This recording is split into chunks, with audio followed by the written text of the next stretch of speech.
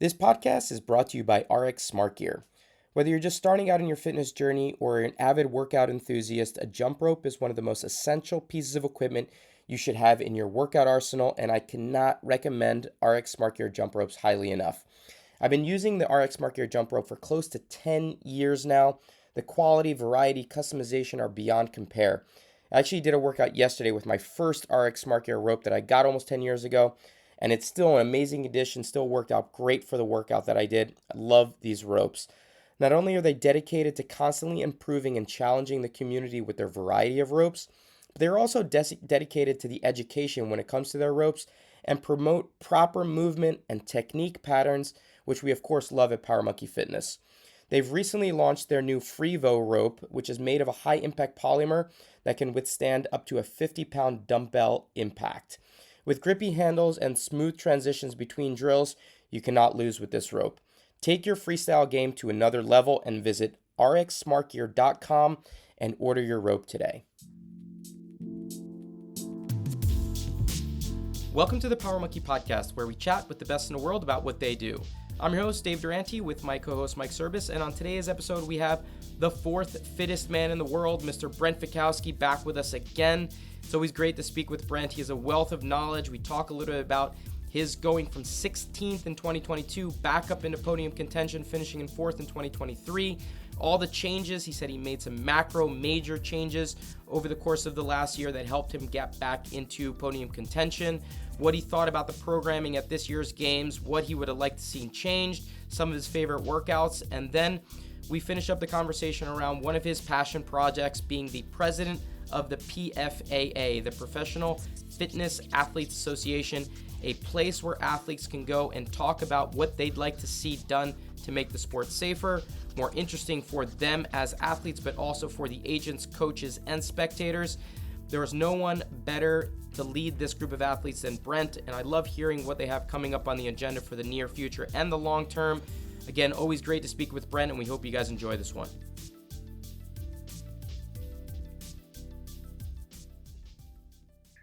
Brent, thank you so much for coming on and joining us for what seems to be our annual catch up with the man. How you doing? Yeah, I'm doing good. How are you guys doing?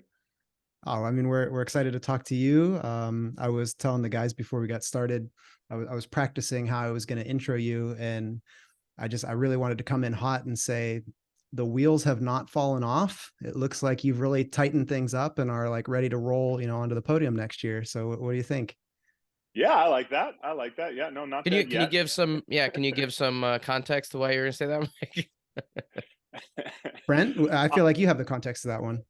Yeah, I mean, so in 2021, I finished third in the world at the CrossFit Games, and then 2022, I finished 16th.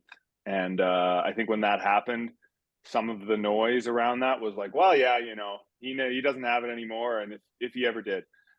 It was kind of, at least that's kind of the noise that I felt, but I knew I still had plenty of gas left in the tank. And I made some pretty big adjustments over the last year in training, and just changed how I approached training and how I was spending my days. It was always training hard, but just, the nuts and bolts of what was going on in the gym changed. And yeah, now we're back, finished fourth in the world this year at the CrossFit Games. Super happy with overall with that. I mean, there's always room for improvement, but I think the things I worked on like paid off, and much smaller adjustments this year for sure. So it was nice for a year's worth of work. You don't really know if all of it makes sense and all of it worked until the games are over. It's so many things. It's like there's not a lot of opportunities to really test those things. So it was good. It was yeah, I feel like I'm on track and like very energized and very confident going into the next year of training and year of competing. So it's going to be good.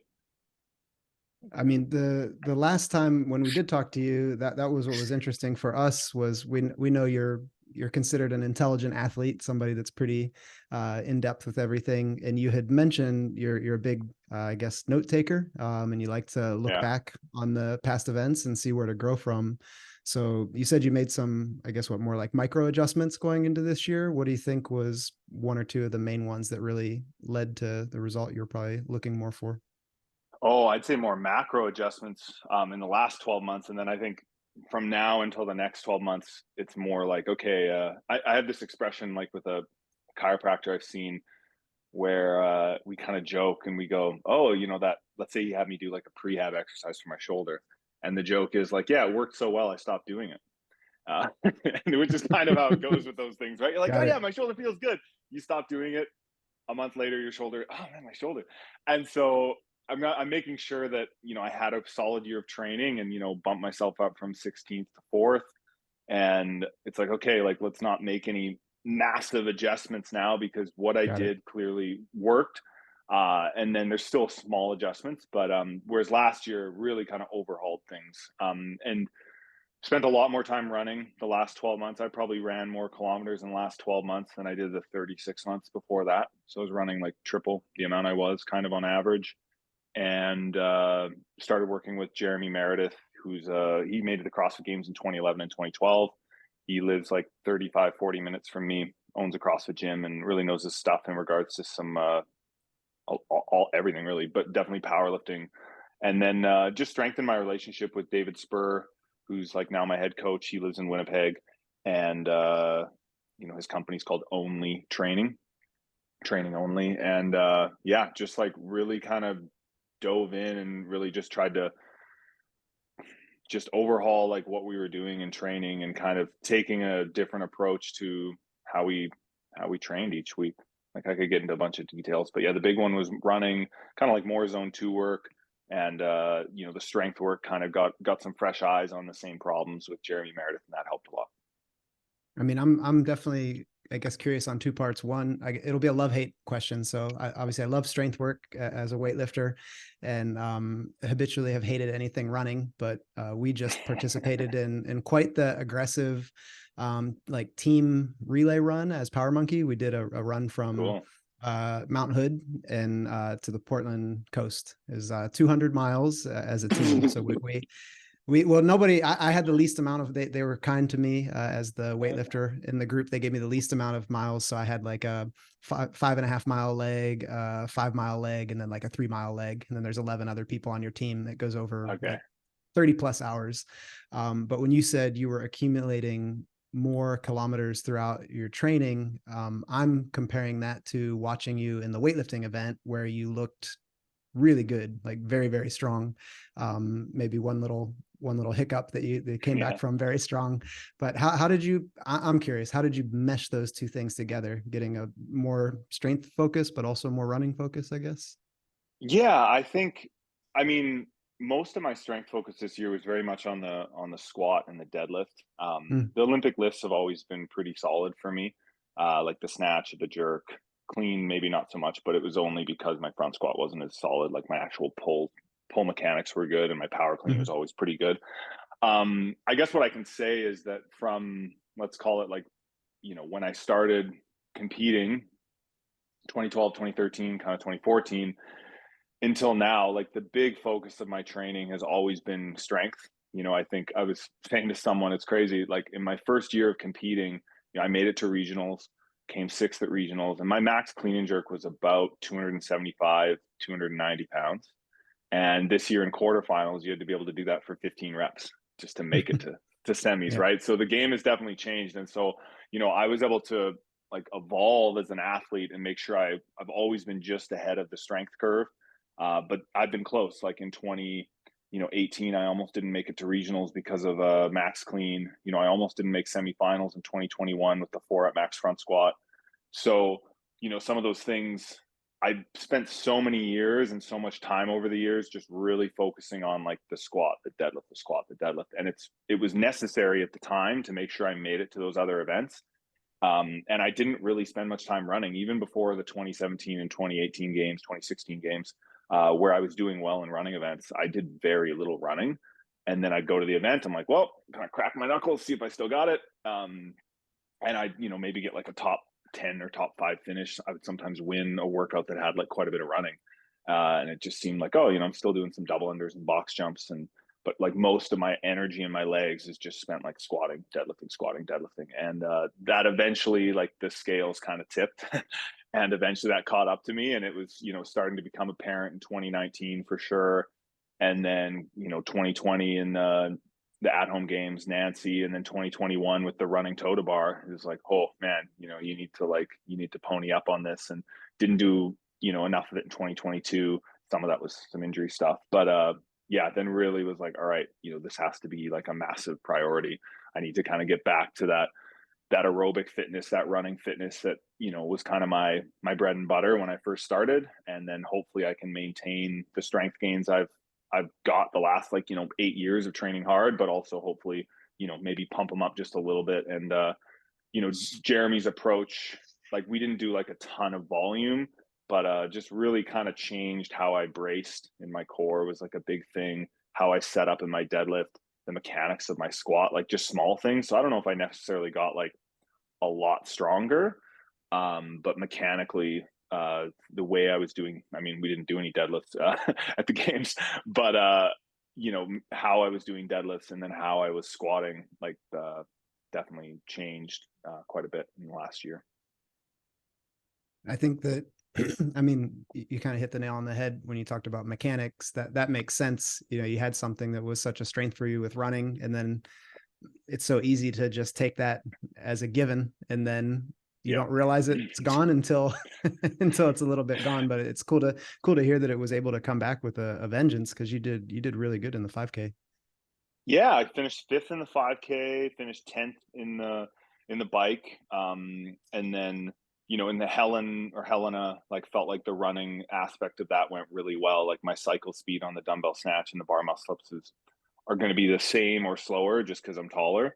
And so to still finish, I think out of 40 men, I finished about 11th in that, to kind of have that top end running speed. Yeah, I was super happy with those kind of 3 running endurance tests, and feel like I probably underestimated myself a little bit in the 5K and the 40-minute bike ride. I mean, easy to say. It's like, it's one thing to say, it's another thing to do it. But I think, my confidence is going to be higher going into those sorts of events in the coming year, especially as I continue to hopefully get better in those things and better relative to my peers, that then I can, make a plan to sort of just like go out with the lead pack and stay with them, as opposed to kind of mingle in the middle and have a finishing kick. So I'm excited to try that.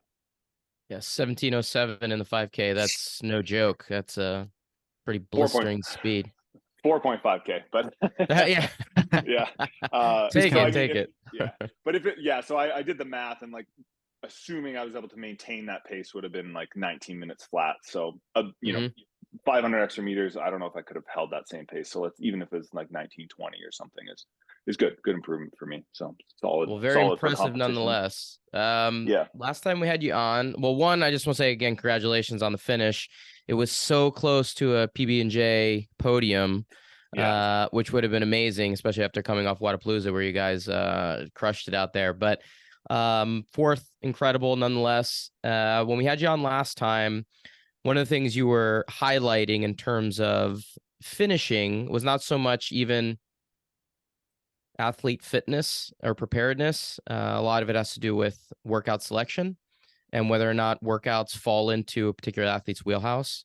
And obviously, the more well-rounded you are, the better. You're prepared for more things. But I'm curious if you thought that this particular games was more in your wheelhouse and that contributed to any of the finish, or if you felt like more the preparation over the year was more of a contributing factor. Yeah, it's tough. I think as CrossFitters, we can have a tendency to, when you do well, you're like, thank you, coach. Thank you, parents. I'm the best. My training was awesome. And then when the competition doesn't go well, you go, oh, the programming is terrible. Right. And, and so, I got to make sure I keep that same energy when I do well, and, take a good look at the programming. And yeah, I think like, last year was definitely a more extreme version of like, the more challenging gymnastics elements, and even not necessarily challenging, but new or gymnastics elements that just like played a very like pivotal role in a workout. Whereas, so for example, I came 3rd this year in a workout that had 50 chest to bars and 100 toes to bar. And you're like, damn, like that's quite a few chest to bar and toes to bar. Like, nice, you must have been working on that. I'm like, yeah, but it also had 20 pig flips and 100 wall balls, and it was in like super hot heat. So, like my ability to handle the heat and to manage the wall balls and the pig was more so the reason I came third than it was like, wow, you were so good at chest to bars. Yeah, I think the programming was more in my wheelhouse than last year, all things considered. I do think that, if I was to teleport like this Brent back in time to last year's games, I don't know if I would have finished fourth, but I certainly would have finished higher than 16th. Mm-hmm. I don't, it's not fair to put myself in some spot, but like, for example, last year, there was one workout that was running in jerks, the shuttle to overhead. And like on paper, that should be a good workout for me. Like, I have been a good runner. Push jerks or split jerks are like my second best movement with a barbell. And I got a really bad score on that because I just was not in shape to do well in that test. Whereas I think if they just repeated that this year, I would have done extremely well in that type of workout. So I think there's always something you can find in a competition. And if you're fit, you're going to find a way to make it in your wheelhouse. But yeah, I think the programming this year was more up my alley. And, there was less emphasis on gymnastics, like in a way, but you still kind of go workout by workout and you're like, oh, you had to be pretty good at legless rope climbs there. Like, oh, you had to be obviously really good at handstand walks in that one. And you go, oh man, I guess, yeah, you did have to be pretty solid on the ring muscle ups in that workout. So, it's all still there. And, I still got, like, I didn't get a great finish in the ring muscle up workout because I need to get better at muscle ups. But, I still had enough points from the other like wheelhouse workouts, so to speak. Whereas last year I was getting bad finishes on the gymnastics type workouts. And it's like, all right, here's a good one. And it's like, oh, that's also not so good. You're getting 30th and 20th instead of like 20th and top fives, right?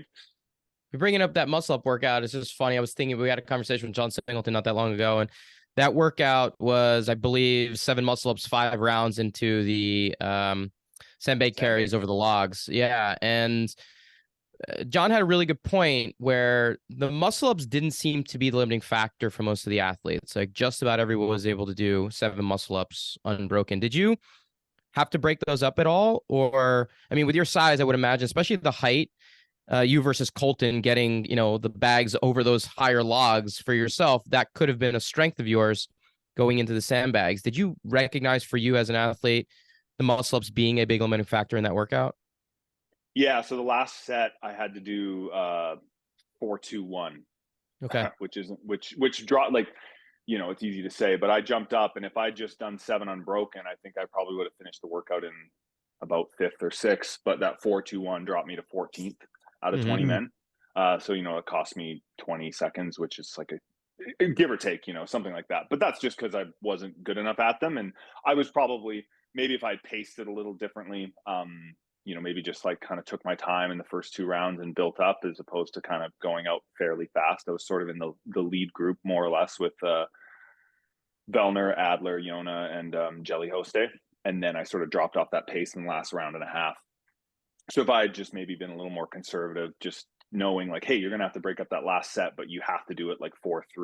Yeah. Would have been good. Or just go way slower and then just do it unbroken maybe. But yeah, so the ring muscle ups were definitely a factor for me. They might not have been for everyone else, but I mean, even Pat is maybe the best in the world at ring muscle ups, and he did 6-1 on the last set just because he was just pushing the pace, right? And so I was like Pat, really pushing the pace, but unlike Pat, not good enough to do 6-1. I was good enough to do 4-2-1. So Sure. work to be done. But yeah, and like, yeah, I think obviously depending on the athlete, someone like Colton Mertens is definitely, just ring muscle ups for time is going to beat me. So the height of the logs and the size of the bags would have slowed him down more than it did for me, for sure. Yeah. I have one more question about another workout and a new movement on the gymnastics side. It wasn't as like throwing so much shit against the wall like we saw last year in terms of new movements, but we did see the inverted medley have the pirouetting component, which we'll get into in a little bit in another part of the conversation. But the pullovers was an interesting component, and we've collectively within Power Monkey been looking at that movement closely for a number of years. We put out some posts on it and how to learn it, breaking it down. But the way that it was done in the workout was very different than I think the intention was. And from your perspective, because I remember even watching you, in the video of the games, you could see the camera was on Medeiros, who was kind of leading the workout in the heat you were in, and you were visible on the screen as well. And the way you were doing the repetitions was unique and interesting. and I think worthy of discussion. In my mind, the pullover is essentially kind of a strict movement where you pull yourself up to the bar, over the bar, and then back down again. But because they allowed them to be done unbroken, they turned into more of a swinging movement, where in gymnastics, we call them baby giants or three-quarter giants. And for athletes who were able to understand that rhythm of kind of pushing away from the bar and then swinging the hips back to the bar, it missed out on basically all pull. It lessened any necessity of pulling yourself to the bar, and just, can I find the rhythm of getting my hips to swing back to the bar? And you were pushing away very aggressively. You were pushing away enough to where you were creating what we would consider a three-quarter giant. My question is, one, did you recognize that that was going to be a possibility? Like, had you ever trained unbroken pullovers in that way? And do you think that it was a missed, I don't want to say opportunity, but a missed objective around that movement by not having to have the athletes come down between each rep to really get the intention of what a pullover maybe should be? Yeah, I think what a pullover should be or shouldn't be. I think what's tough about that is, like, from a judging perspective, I feel like if you still had one at a time, you can still jump into it and get a pretty good swing. From my experience, at least, maybe not as much as if you cast away from the top.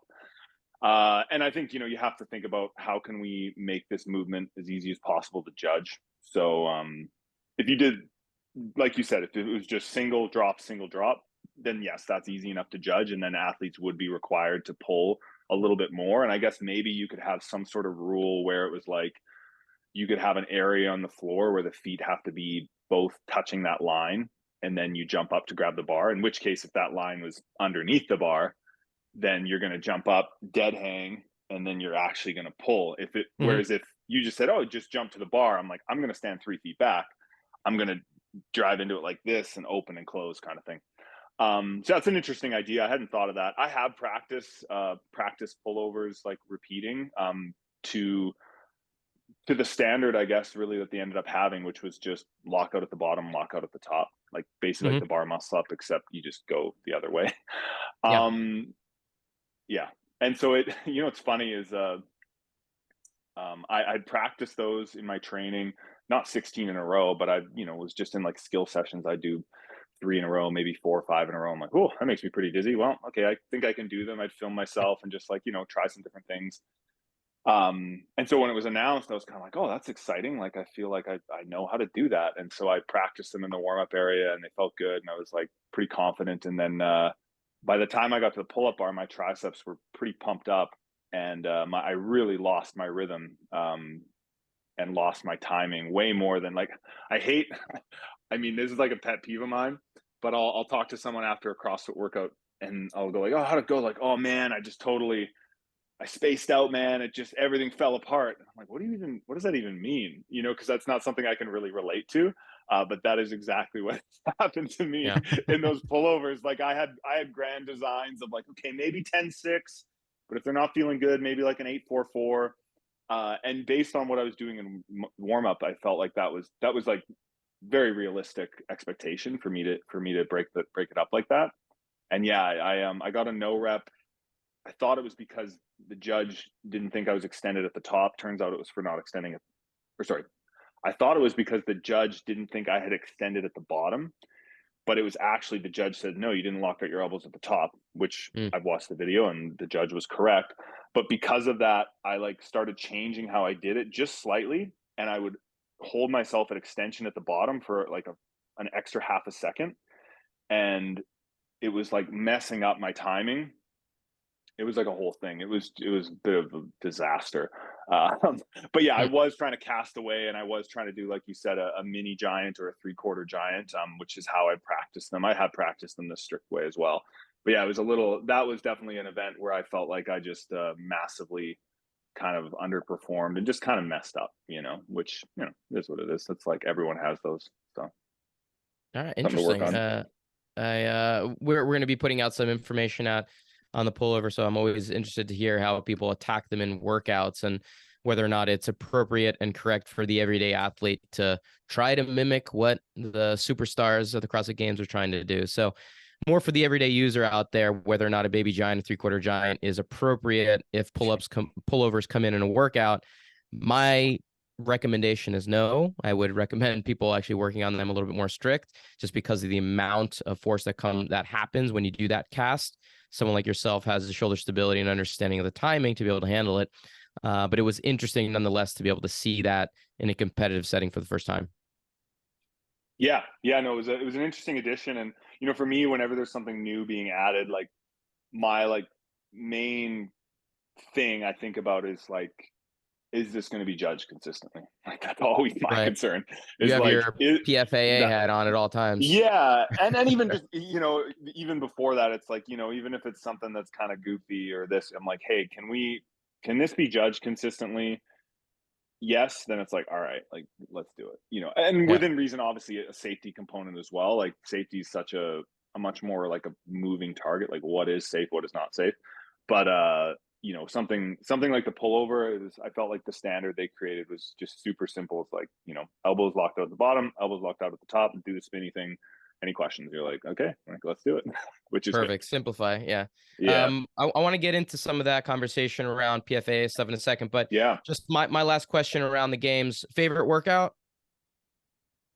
Oh, favorite workout. One that you'd like to repeat again? Helena was pretty cool. Yeah. That was fun. That was just like, it was fast. Your lungs were burning.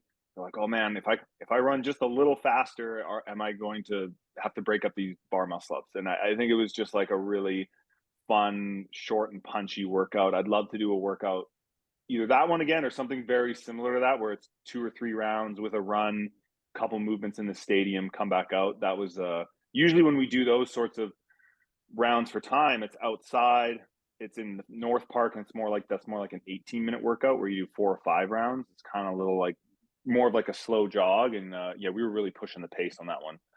I do some every now and again. I get to do a workout like that here at home, where I run around my block, which is 450 meters, and then into my garage, and those are always, I always just enjoy doing those. So I think it was cool, and the spectators seem to like that one too. That was probably my I think favorite. from our side, we love that workout. We've Yeah. all collectively Yeah. said that was just fun to watch, and we watched it from outside, so we were able to see everybody do the run too, which is pretty cool. If Yeah, you do if no, you I do a think workout was like good. that, Brent, if you do a workout like that at home, do you put like surround sound audio in your garage so that when you run in, it's like entering the Coliseum? That'd be sick. No, not really. I mean, there's probably music playing, but no, it's not like I should have a motion sensor with Yeah. with the applause, because sometimes usually when you come into the stadium, there's this like roar, like, oh, they're Yeah. back. But no, I should do that. That'd be funny to get myself amped up and ready. No. That would Simulate be the really good. simulate the competition. As my coach used to do all the time.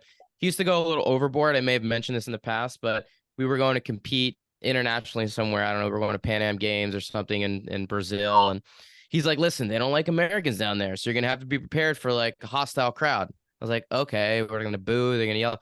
And did they ever boo? But he would throw shoes at me during my routines. And I'd be like, what the fuck are you doing? Like, he's like, hey, you never know. They could throw a shoe. I'm like, nobody's going to throw a shoe when I'm on pommel horse. He's like, you never know. Hey, we got to be prepared for everything. So I would do routines when shoes would be thrown at me. So got I to like prep that. for those anything could happen scenarios.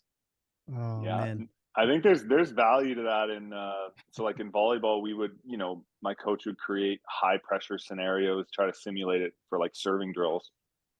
Just so it felt like, okay, instead of just like, we're gonna serve, practice, whatever. It's like, no, you get 5 serves and you have to make all 5, and if not, there's like some sort of punishment. Your teammates have to run or you have to run or whatever. Mm.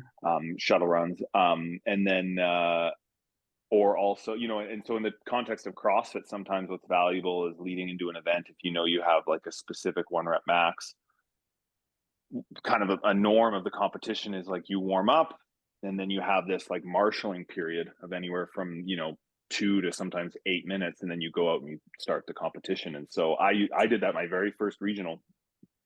This is when I'm surprised I knew, or anyway, I did this in 2013, my first regional, and there was this like heavy overhead squat.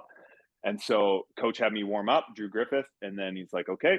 And then I went into the bathroom, it's like a little bathroom, locked the door, and like set a timer for 8 minutes, and had to sit in the bathroom for 8 minutes on the not on the toilet, but just on this like stool kind of thing, a shower. And then came out, and then you like turned on the timer, and then you had to hit it, and then that gave me the confidence, knowing like, okay, now, I know when I'm there, there's no doubt that I'll be able to hit this opener. So that was going to be connected to what I was going to ask you, Brent, was the weightlifting event. That was incredibly fun for me to watch, and it brought back a lot of memories for me in competitions. If you would do like more a local competition or something, you usually would just, do a snatch, follow yourself, do the next snatch, follow yourself, like boom, boom, boom, very quick. But like the higher the level, generally the longer wait times you would have, because everybody's doing similar numbers. So, I mean, you had incredibly long period of time waiting to do your snatches. And I'm curious for some play-by-play, your thoughts in that portion. And then also you can answer them however you want. On the clean and jerk, have you ever gone like, all right, do my snatches or something, and then just cold, heavy clean and jerk? Like quote unquote. Yeah. So cold? that was interesting for sure. I think, so for those listeners at home, basically you warmed up, and then you took the floor. And so from your last warm-up lift until your first snatch was anywhere from, I think the shortest would have been like 3 minutes, and then the longest would have been about 7. Which you was, were at that the was end. I was in the middle. So I was all right. I was about 5 minutes, but like whoever was in, like Roman and Jeff were like 1, 2, something like that. And so yeah, like sucked to be them for sure, because they were in a not so great spot where they were like the last ones to lift. So they had, they had their warm up snatch in the under the Coliseums, like, hey, hit the floor. Now they did do a really good job of making that window like really freaking short. Okay, that's good. In years gone past, like we'd warm up, and then they're like, okay, come over here and let me like, read you the rules. It was very tight. It's like, hit your last lift, go, go, go. And then we were just like running out the door, which was really awesome. And then that's obviously more work for them, but then it helps us. But yeah, so anyway, so, you had a bit of a break, hit your snatch, and then basically everyone goes, and then it comes back to you. So it was about 4.5 minutes, you snatch, 4.5 minutes, then you clean and jerk, 4.5 minutes, you clean and jerk.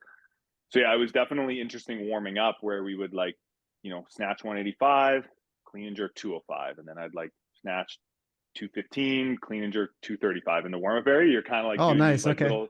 little like mini jumps back and forth. And so then, in the back I snatched 275 and clean and jerk 300, and you're like, okay, here we go. And so, it had been by that point, 15, 20 minutes or something like that since I clean and jerk 300. And now you're like kind of clean and jerking, 335, I think I opened that. So it was interesting, and it was fine, but it was nerve wracking. And also I kind of like lost my balance a little bit on the clean, just caught it forward, just a little out of the groove. And then, yeah, I mean, I missed my first snatch at 286, which was not the plan. And so a little bit like, all right, am I going to go down? Am I going to stay at this? I'm like, all right, well, if you got it, I just did it again and got it, and I knew I pulled it high enough. I just needed to tighten up a little bit in my shoulders. It just kind of caught me a little off guard, and I just wasn't solid enough in that catch position, and pulled it more than high enough, but just needed to just tighten up my upper back a bit.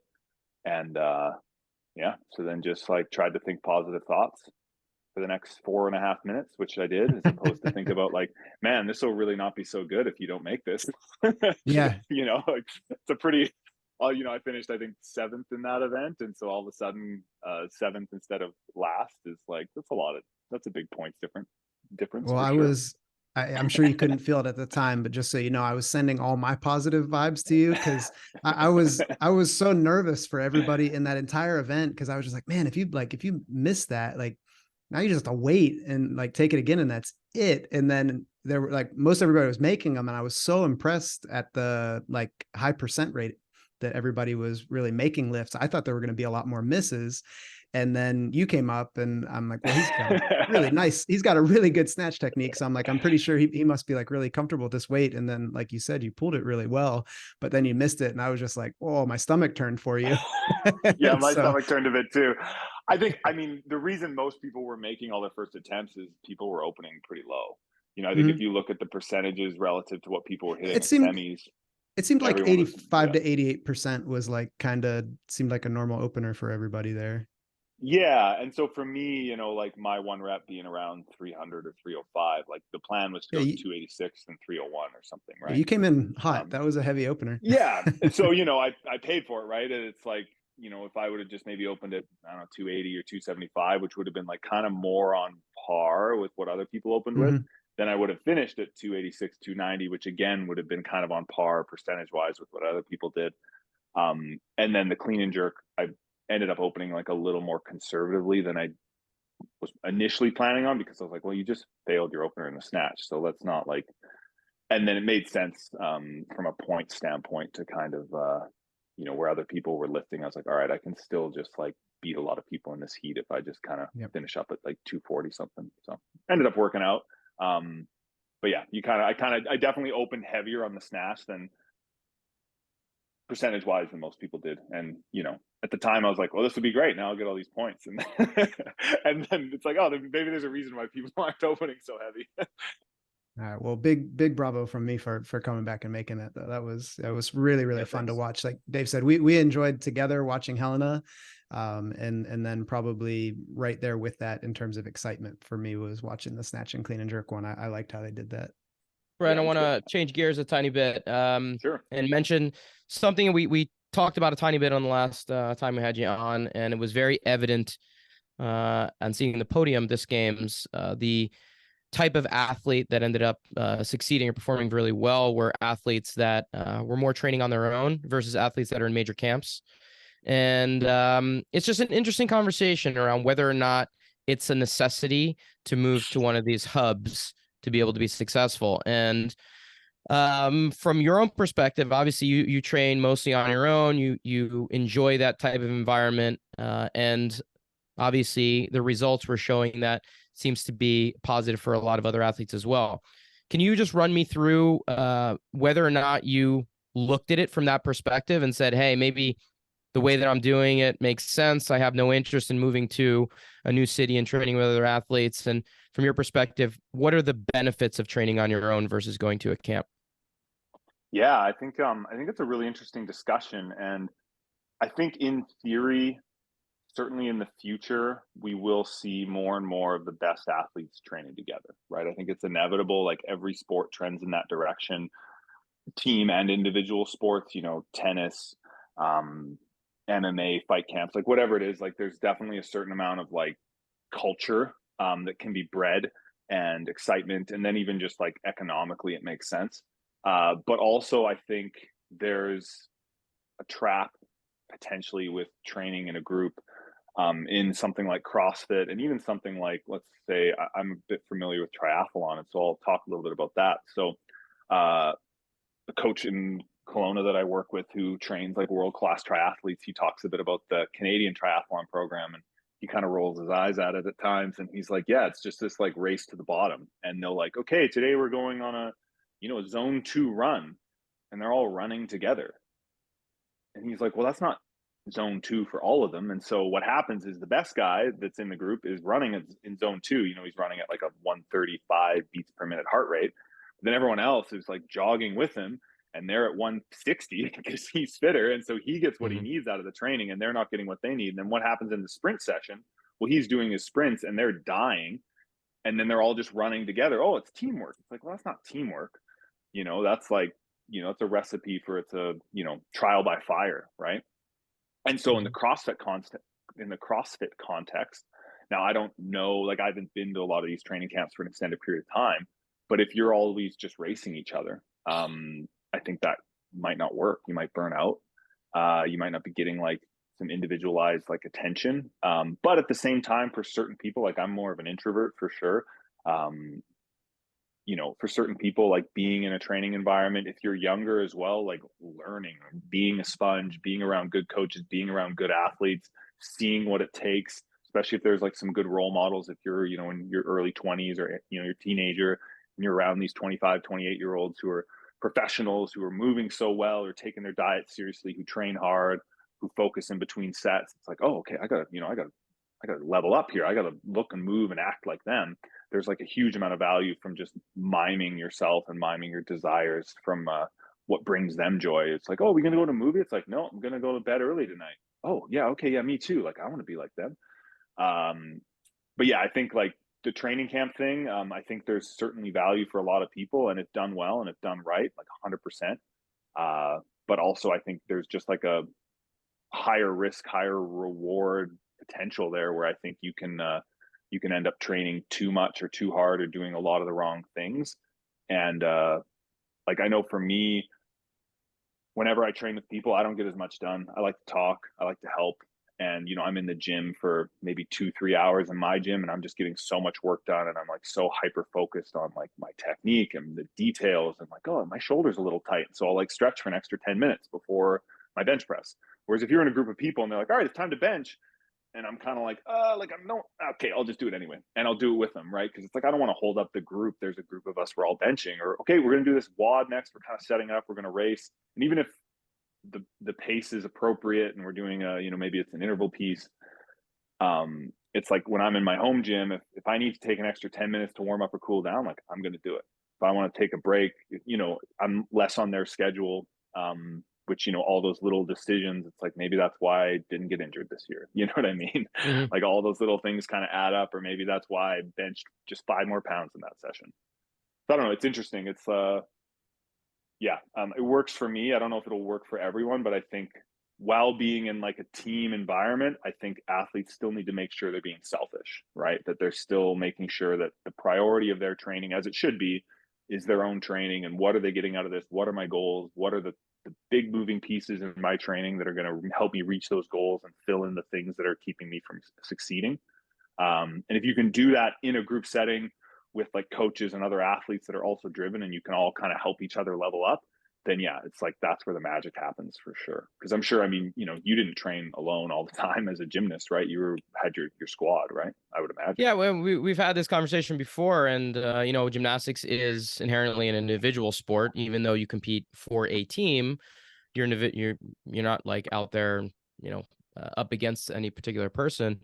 But compete on a collegiate team, so you're there every day with the guys. Yeah. And then after NCAA, I moved to Olympic Training Center and was there with the other guys on Team USA. And the good thing about the way that our coach structured everything is he understood each of our paces in terms of how we trained. So while we all stood on the line at the beginning of each practice and went through what each day's session was, everyone went at their own pace. So my roommate, Yuki Tomita, amazing gymnast, very thoughtful, very, very methodical with his training, would warm up for an hour and a half. Another guy on the team, Joey Haggerty, would warm up for 5.5 minutes and be done with the entire training sessions in an hour and a half. So he would be completely done with the whole day. And my coach would say, okay, as long as it takes you to get done, but this is your work here. You prep in any way that you need and go ahead and attack it this way. So he gave us the flexibility to say, okay, however you need to attack it, I'm going to be here to assist. And so that at least allowed us to be able to take a little bit of ownership around the way that we did it. I love that. Yeah, I think that's like a super mature coaching aspect, and something that I've learned is like just being kind of like unapologetically myself. You're still looking to like, that doesn't mean, if you're listening to that, like, you should still look for self-improvement, so to speak. But I think there's a certain amount of us that makes us all unique. And my parents, I mean, I'm sorry if people heard this before, but my parents told me this story within the last few years, that when I was a kid, like super young, 6 years old, I would like carefully take my action figures out of their case, and then I'd like put them back in the case that they were purchased in the bubble case. And that's how I would store them. And I was like, and they're like, we were looking at you like, this kid's a freaking psychopath. Right? But that's me. I just like meticulous, like thoughtful, patient, like those kind of words. And so, if I'm put into a training environment that's like just chaotic and, like a bunch of cavemen running around, it's like, it's just not going to work for me. Right. But there's going to be people like the guy you mentioned with the 5-minute warm up. I mean, he was probably a world champion, like, was he successful? Yes. Extremely successful. Exactly. And we all hated him for it. Right. And I'm sure you did. Right. And I hate guys like that for it too. But it's the knowledge that like, I can't there's no way I could leverage myself to become him, right? Like I could beat someone like him on the field, but our method of getting there, I could try to fit myself into that style, wouldn't work. I have tried doing that, and it doesn't work. So you got to figure out what kind of works for you, and then find a coach that like supports that and understands that. You know, if you're super emotionally driven, then either finding a coach that allows for that and maybe like supports that and is also like that, or a coach that's maybe more analytical to shore up that weakness, but still like feeds into those emotions like appropriately. There's like a really interesting, I don't know, something that I'm not super in tune with, other like I like the team that I have, but I think it's something that, you know, down the road, if and when I start to do like more individualized coaching, it's something I'm going to have to like do some research on and like try to understand better, so I can, you know, as opposed to just like, this is how many burpees you need to do. It's like, there's more to it than that for sure as a coach. I mean, I just appreciate, Mike, I'll let you jump in on and say, I appreciate, and I think it's worth recognizing what happened this year at the games, and that so many of the, you know, the 6 that were on the podium are training by themselves and didn't move. They're close to their families. They're close to where they grew up, training on their own versus, you know, upheaving their lives to be able to train with other athletes who are also going to the game. So for me, it was definitely an interesting final day in terms of how things turned out. Yeah, I think Brent, just like Brent, you were saying, it's an interesting discussion, and just what I hear from both of you guys is there's positives and pitfalls to each scenario or situation. So there's not a cookie cutter model, because next year, if all 6 people on the podium come from a camp, it's like athletes, humans, all of us, we want to kind of sometimes jump on the bandwagon or do the trendy thing. So it's like, if everybody says it's trendy to go to training camp, all of a sudden people think they need to. Or we could very easily say like, now, no, it's trendy, like go in your garage and be by yourself and focus on you. And for some people that'll be perfect. Like it's shown to be quite successful for you. And then for others, maybe they need that extra push, or they need a little bit of that like chaos in their routine. So I like that it's a conversation right now, because it's, I think, a conversation in like all sports, you know, where's the right place for you? You'll find out like when you're there, or you'll find out when it's not the place, and like be willing to kind of understand yourself a little bit and what you need as an athlete. Yeah. And I think part of it too is like at our level, the CrossFit Games, there's so few kind of touch points in regards to like, well, how good are you at this, right? And really, people really care about the games and your performance there, and everything else is like a deep second. And so, you know, there's some athletes, you know, like Jason Hopper was really solid at quarters, super solid at semis, and just didn't have a great CrossFit Games, right? But I'm sure he'll be back, and he'll have a great competition, whether it's next CrossFit Games or semis or, you know, Dubai or wherever he goes next. So, you know, to say that like his journey to HWPO is like, oh, it was a failure. It's like, no, like it wasn't, right? It's like he just had one bad competition, just like I had one bad competition last year and I was training at home. You know what I mean? Or, you know, and even bad, I mean, being 30th in the world isn't bad. Still pretty, that's a problem a lot of people would like to have, for sure. Yeah. So, you know, there's a lot of like variables to that. And, you know, even just like an interesting, you know, anecdotally is like, oh, you know, comparing semifinal performances to the games performances, and like some of that's certainly programming. Like semifinals didn't have a lot of long workouts, it's more power based, like, you know, maybe like not as much gymnastics. So there's like all these things like, oh, is that why the person had a good or a bad semi and then had a great, like Jelly Hoste, right? He just barely made it through semis, came whatever, like 9th in Europe, and then comes 10th in the world 2 months later. And you're like, like, was he that much fitter? Were the workouts that much different? And I think it's probably a bit of both. So yeah, it's an interesting sport for that. You know, it's hard to pinpoint, and it can be tough when you do well or tough when you do poorly to determine like, well, what are the factors that cause that? Right. And so you need to have other factors that aren't just your placement that help you determine if things are going well. Brent, I don't want to take up too much of your time here, but I definitely want to spend some time talking about the PFAA a little bit. We touched on it a little bit on our last conversation, and I know it's a passion for you to be able to create more rules, regulations, comfort, safety for the athletes. with the association. I'm curious, first off, how the meeting post games went, from your perspective, heading it up, and having Don Fall there, and leaning into the importance of having an athlete voice in this entire competitive scene. I'm curious from your perspective how that meeting went, and what you thought of Don Fall's contributions to it. Yeah, it was great. So we had the meeting the Monday morning after the game. So I was really grateful that we had a pretty solid turnout, given the fact that everyone was just so exhausted, and a couple people were really gracious and sort of adjusting their travel plans or cramming things in. I know I was like so exhausted that morning. I did not want to go.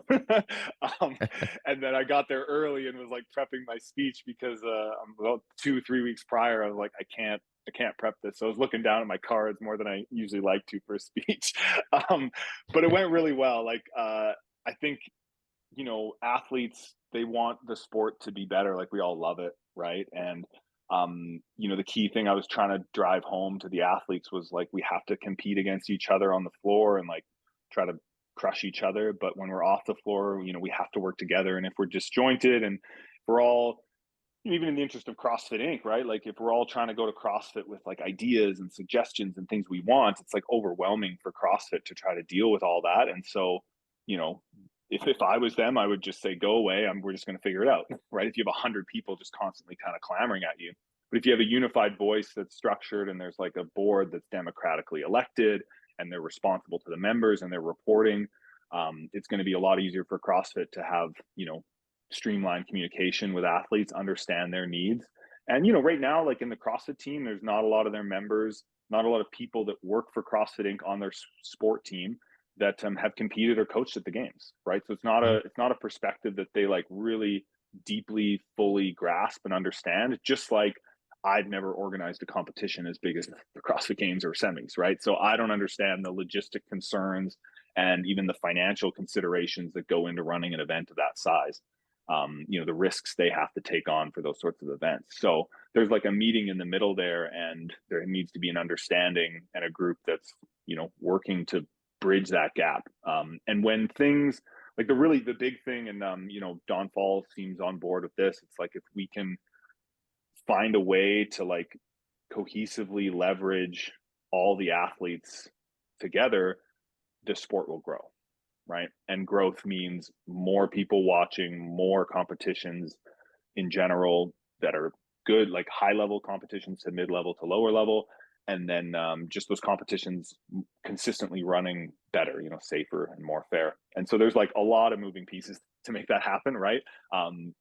We have to continue to get better at communicating, both like publicly on platforms like this and on our website, and then privately to the athletes that have the voting rights, that are elite athletes, and their coaches. Let them know what we're up to, ask them questions, make sure we're on the same page. And if they have something they're like, I really want this to happen, it's like, we either say, hell yeah, like we're going to work on that and here's how, or we actually can't work on that and this is why. So yeah, there's a lot of really kind of fun things in the pipeline. And for those people that kind of want to follow along with that, I'd recommend going to our website and going to our Instagram. The Instagram's just at the PFAA, Professional Fitness Athletes Association. And yeah, within the next year, I think some big things are going to happen. Tried to make like a really big push from January to the games to get that meeting to be, pretty successful. And we had a really good turnout. Pretty much a lot of the top athletes and coaches were there. And I think, we're kind of poised to just continue to, represent athletes and make some positive change. Is there anything that you can bring up that's on the agenda for the next year that you can share? Yeah, we're looking to partner with, like a major event in like a pretty meaningful way, like provide some guidelines, provide some, basically guidelines on like running a safe and fair event that's just going to be, hold on, I'm trying to think of how to word this. I'm trying not to sound too much like a politician here. I'm like speaking in these like grand travels. You're like, yeah, but what are you guys doing? It's like, it's very metaphorical right now. I know it's very metaphorical, right? It's very wishy-washy. And I realize that I'm like, oh, I want to give something meat. I want to give the substance, I mean, really what it is it's like, semifinals, right? We are going to actively be working on determining a method for like calibrating and ensuring consistency when using friction sleds and when using treadmills, for example. Like that's something we are actively pursuing. Talking to engineers, like I have an engineer friend who works at SpaceX, and like talking to him and figuring out like, what are the things we need to purchase and how can those be purchased and used as simply as possible for competitions all over the world, and like providing that information, right? And then, I think the CrossFit Games would be interested in using that as well, whether that's pushing or pulling a sled on the turf or on the rubber. So, like avoiding the situations we had at semis, right? Like that kind of stuff. Giving like specific guidelines on like how much time is not enough time from a warm up to hitting your first lift on the competition floor, if it's a 1 rep max, right? Yep.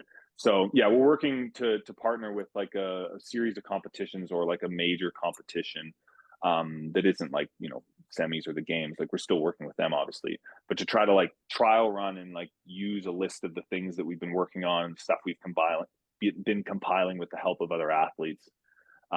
And just like, hey, like this is what defines a safe and fair test. And then we'll have an athlete liaison, hopefully there as well, that's not a competing athlete, who can like actively be vouching like just for the best interests of the athletes. And that's like a really big thing that we don't have right now at competitions. Everyone that works for the competition and kind of has control and power and so to speak behind the scenes, they all work for the competition, which is like fine and great.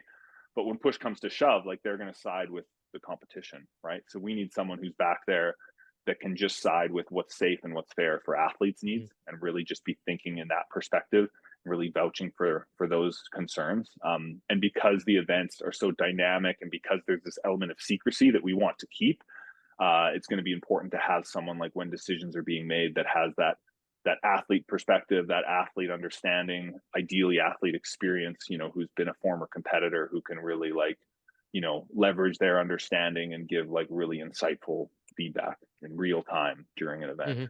So things aren't overlooked or, misunderstood.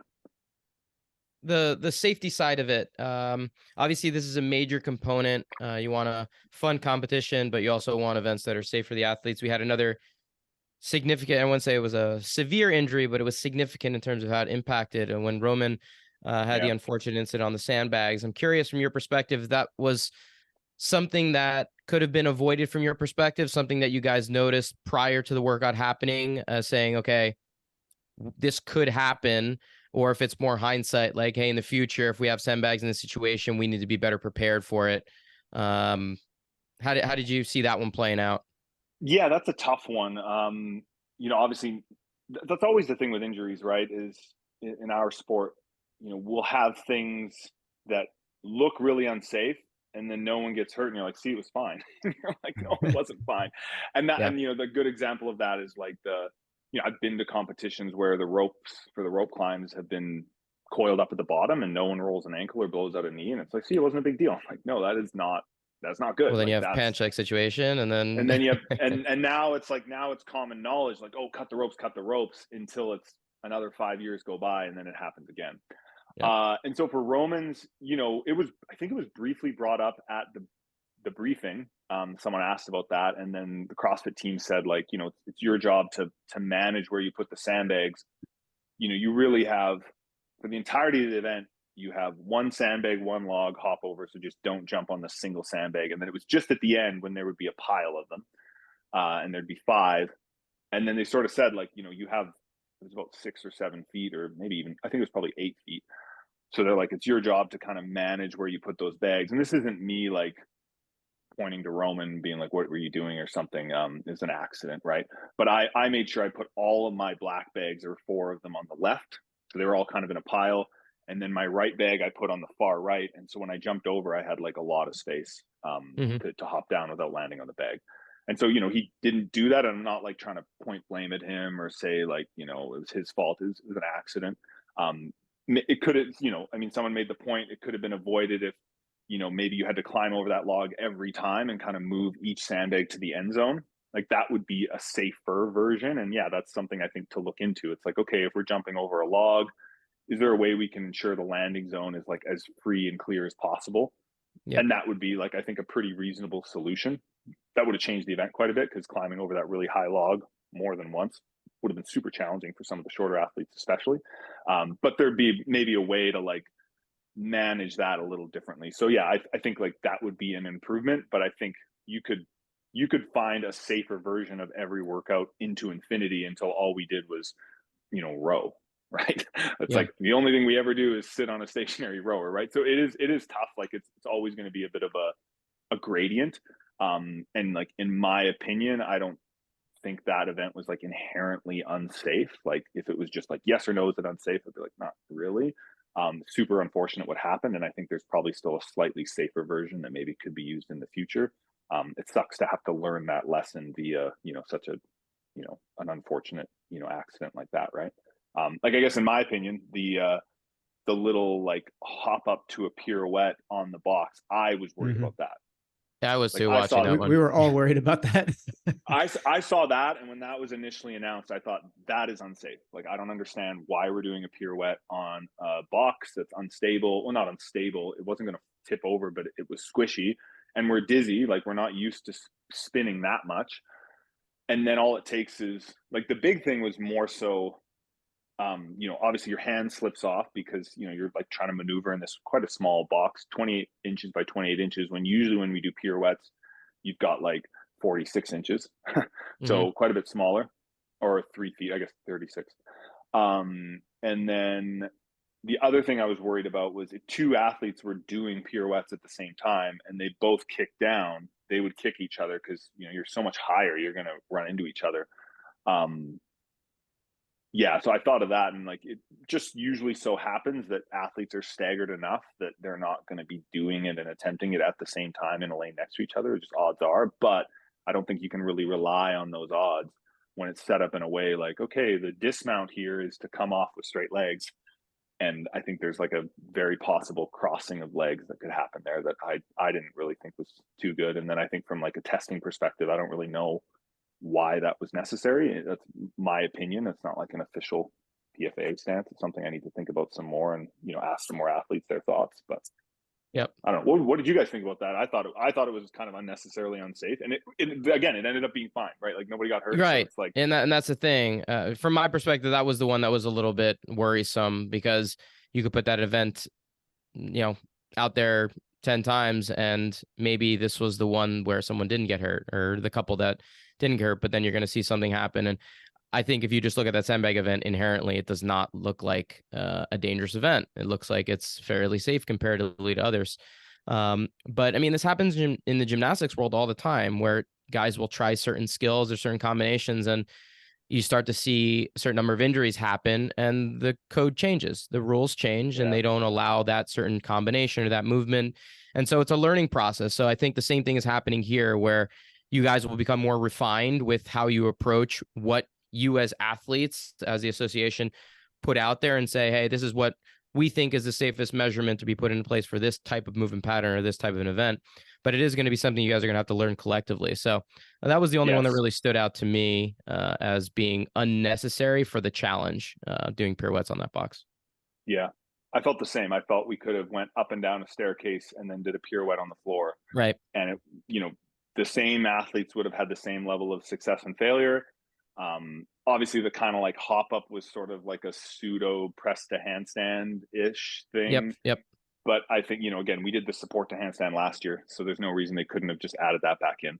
Sure. I've been practicing that. So, yeah, I think, I think there's, and I think what you said is like the perfect right now, like, we are working on that and we have it. It's not like really well fleshed out, but the idea is like for every single movement and scenario, like let's write down what's safe, what isn't safe, based on experience, based on just, common knowledge, I guess, but really based on like experience.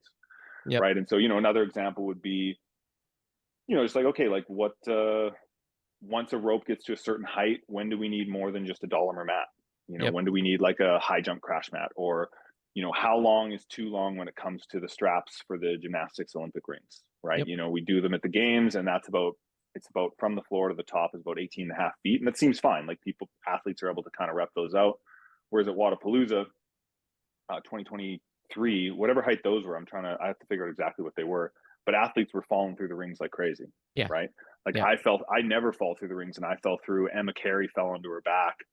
So it's like, okay, we're the best in the world. we're falling through the rings, we're having problems. Clearly, whatever that height was, that's too high, you know? And so Yeah, we've had learning conversations experience. about that particular setup too at Wodapalooza, because they put chains on the straps to kind of keep them in place, and it adds all these weird factors to it that are kind of unnecessary. It's a beautiful stage right on the water. It's a beautiful look, but it does add an unnecessary safety component for the athletes. So you guys have a tall task ahead of yourselves, but I really think the athletes are lucky to have you as their voice, as thoughtful, as well-spoken, as influential, and as into it as you are.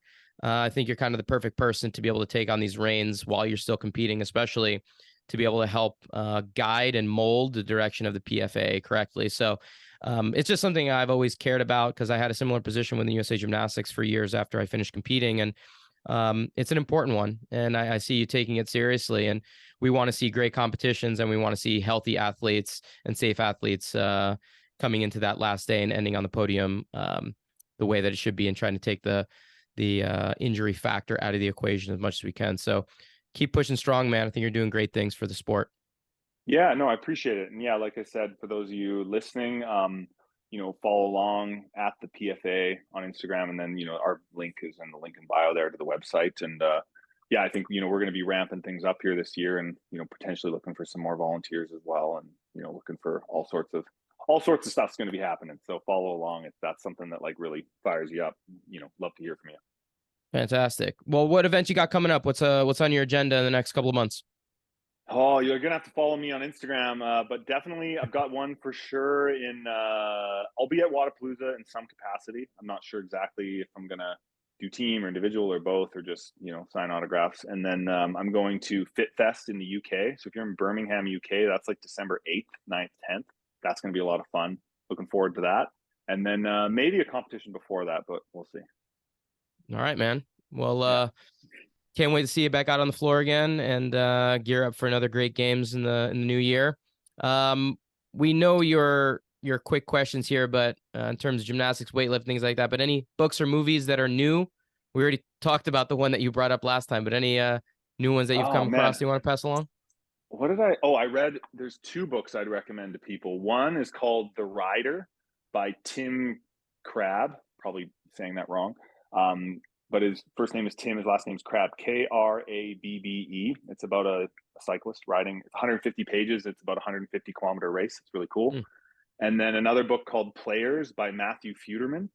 And it's about it's about what the PFA is doing. It's about how when players join together to change sports improve. And that's been when players have gotten together, whether it be the Olympic movement in the 80s, whether it be the ATP in the late 60s, early 70s, all those things, and PTO is doing it right now. Triathlon, when athletes like combine forces, that's when sport is propelled forward to new heights. It's about free agency in Major League Baseball. Super interesting.